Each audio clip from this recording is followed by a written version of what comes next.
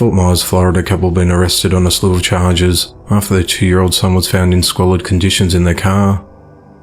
At around 11:30 p.m. on the 20th of December, 22-year-old Zachary Engren and 20-year-old Jillian Myers were travelling near mile marker 55 along US Highway 1 in Florida Keys when they were pulled over for reckless driving. Jillian was a passenger as well as a 24-year-old male and a 2-year-old boy who was in the car seat. Police discovered the young child in the car filled with food containers, clothes and trash. There were reptiles and insects in assorted boxes and cockroaches crawling on the child. Police said that the child smelled of human waste and the parents were unable to provide a clear story about when he was last fed, why no diapers were found in the car. A strong odour of marijuana emanated from the vehicle and police found a handgun under the passenger seat, as well as multiple marijuana cigarettes and loose marijuana in the vehicle. The parents as well as the 24-year-old male passenger told police they were living in the vehicle. The male passenger said they were in the Florida Keys to collect reptiles and insects. He claimed no knowledge of the drugs or the gun and was not arrested. Deputies removed the child from the vehicle and contacted Florida Department of Children and Families. Zachary and Jillian were arrested and both charged with child abuse and multiple drug offences. Zachary was also charged with possession of a firearm by a convicted felon, and Jillian faces an additional charge of possession of a concealed firearm without a permit.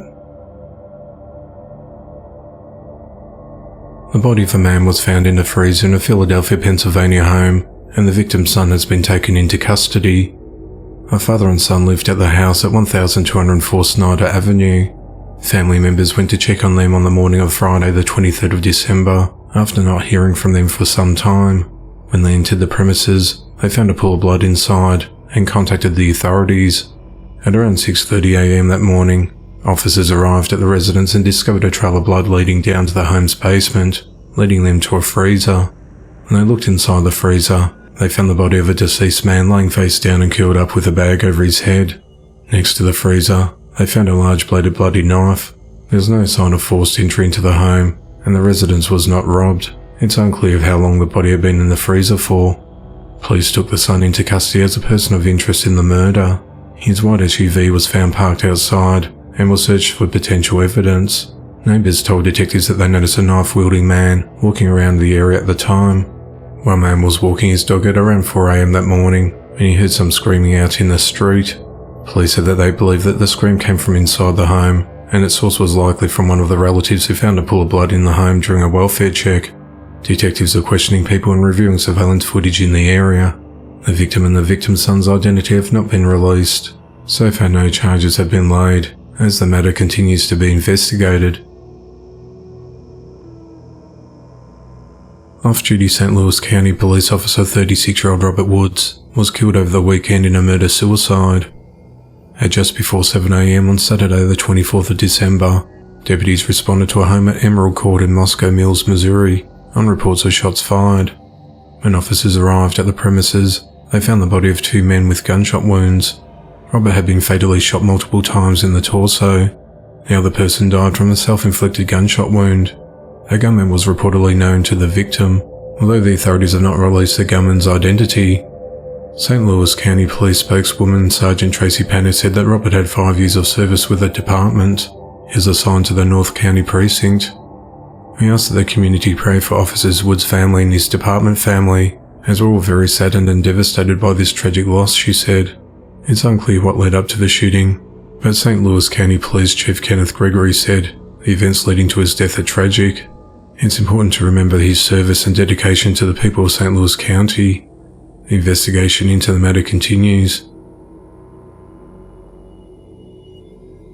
A Florida man beat his roommate's pet raccoon with a hammer and threatened to kill her and his neighbour. On the 14th of December, 31-year-old Tevin Williams allegedly bludgeoned the raccoon and shot it with a BB gun moments after he held a sewing needle to his neighbour's neck. At around 5:38 p.m, deputies with the Lake County Sheriff's Office responded to a 911 call regarding a battery complaint at a residence located at 26 Circle Drive in Mount Dora, Florida. Tevin's roommate told deputies that when she arrived at her home, Tevin got off a scooter, walked over to a vehicle and began banging on her car, damaging it while yelling, "I'm going to kill you."